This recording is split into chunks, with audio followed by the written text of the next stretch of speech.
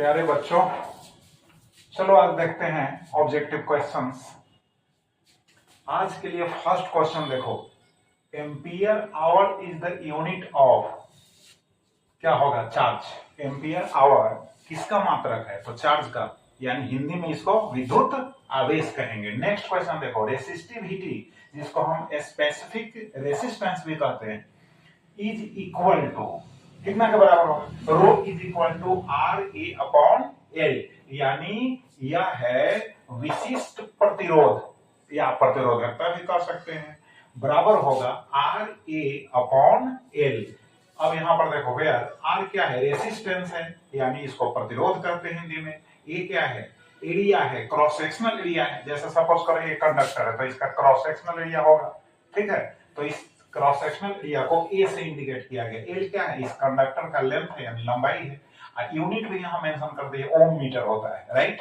Next question देखो, drift velocity is, drift velocity the average velocity of an electron in a conductor in opposite direction of applied electric field is called what?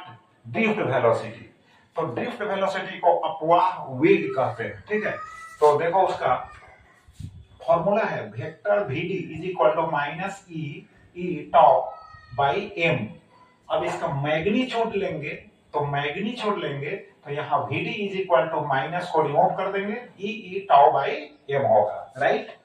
Next question देखो, mobility जिसको हिंदी में गतिशीलता कहते हैं, is mu is equal to magnitude of drift velocity है, यानी drift velocity जो अपवाह वेग है उसका परिमाण, अब बाई है इलेक्ट्रिक फील्ड का मैग्नीट्यूड यानी परिमाण। अब इसका यूनिट होगा मीटर स्क्वायर, राइट, पर वोल्ट पर सेकेंड। यह यूनिट हो गया, बात समझ गए? यह क्या हो गया? यूनिट हो गया।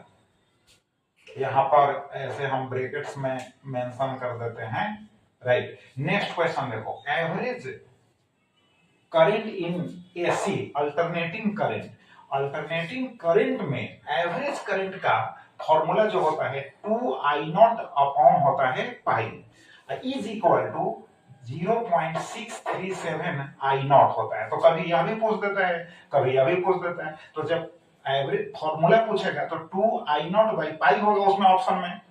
अगर फॉर्मूला ना पूछकर उसका वैल्यू पूछता है तो 0.637 I0 होगा, आप सेलेक्ट कर लीजिएगा। नेक्स्ट क्वेश्चन देखो, RMS current is RMS is equal to I0 upon होगा √2। अब 1 अपॉन √2 का वैल्यू यहाँ है 0.707 I0। तो कभी फॉर्मूला के रूप में अगर क्वेश्चन आता है आरएमएस करंट के लिए तो I0 अपॉन क्या होगा? √2 सिलेक्शन करना होगा। अगर वैल्यू रहेगा तो आप 0.707 I0 सेलेक्ट कीजिएगा। नेक्स्ट देखो, कभी कभी रेशियो के रूप में पूछता है IRMS टू I0, तो क्या होगा? 1:√2 होगा, 1/√2 होगा। अगर पूछ दे I0 is to IRMS तो इसको टर्न कर दीजिएगा, √2 होगा 1। नेक्स्ट क्वेश्चन देखो, करंट एंड ड्रिफ्ट वेलोसिटी के बीच रिलेशन है। What is the relation between current and drift velocity? तो relation I is equal to NEAVD। यहाँ VD जो है, ये VD जो है ड्रिफ्ट वेलोसिटी का मैग्नीट्यूड है, यानी अपवाह वेग का परिमाण है। N जो है नंबर डेंसिटी ऑफ इलेक्ट्रॉन्स है, E जो है एक इलेक्ट्रॉन पर जो चार्ज है उसका परिमाण है, यानी मैग्नीट्यूड है। ये जो है क्रॉस सेक्शनल एरिया है कंडक्टर का। नेक्स्ट क्वेश्चन देखो, यहां है किरचॉफ्स फर्स्ट लॉ जिसको पॉइंट लॉ भी कहते हैं, उसका रिलेशन है कंजर्वेशन ऑफ चार्ज से, यानी किरचॉफ्स फर्स्ट लॉ का रिलेशन उसने पूछेगा 4 ऑप्शंस में से।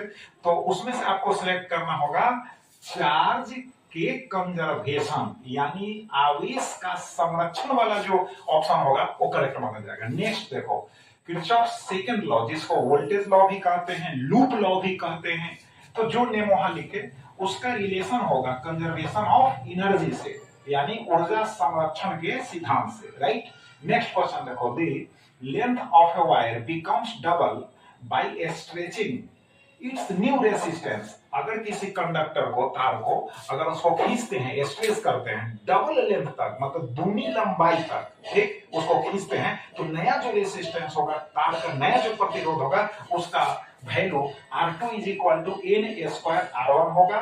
जहां n का वैल्यू जो होगा यहाँ डबल है तो 2 लिखे हैं, और ट्रिपल देखो R2 is equal to n square into R1 है। न्यू रेसिस्टेंस जो होगा R2 is equal to n square R1। चूंकि वायर को जो है डबल लेंथ तक स्ट्रेच किया गया है, इसलिए n का वैल्यू कितना हो जाएगा 2, तो 2 का स्क्वायर 4 हो जाएगा, और ओरिजिनल जो पहले लेंथ का जो रेसिस्टेंस होगा वो R1। तो क्वेश्चन में अगर R1 का वैल्यू दिया हुआ रहेगा तो R1 से मल्टीप्लाई कर लीजिए। अब सपोज कीजिए कि इसको 3 टाइम्स अगर स्ट्रेच किया जाता है, यानी तिगुना लंबाई तक खींचा जाता है, तो इनका वैल्यू कितना हो जाएगा 3, 3 का स्क्वायर करेंगे 9 हो जाएगा, और ओरिजिनल जो रेसिस्टेंस होगा उससे मल्टीप्लाई कर देंगे प्रतिरोध से, तो यहाँ न्यू जो रेसिस्टेंस है वायर का, यानी तार का नया जो प्रतिरोध है फाइंड आउट हो जाएगा। नेक्स्ट देखो, व्हीटस्टोन ब्रिज मेजर्स। व्हीटस्टोन जो सेतु है वो मापता है both high and low resistance, यानी उच्च एवं निम्न दोनों प्रकार के प्रतिरोधों को यह मापता है। तो आज के लिए आपका इतने क्वेश्चंस का सेट हुआ, आप इनको मेमोराइज करें और अच्छी तरह से माइंड में लिखने की कोशिश करें। रिवाइज करने से ही लिखाएगा, बात समझ में आया कि नहीं? तो इसको इनको सभी क्वेश्चंस को अच्छी तरह से रिवाइज करें। बहुत बहुत धन्यवाद।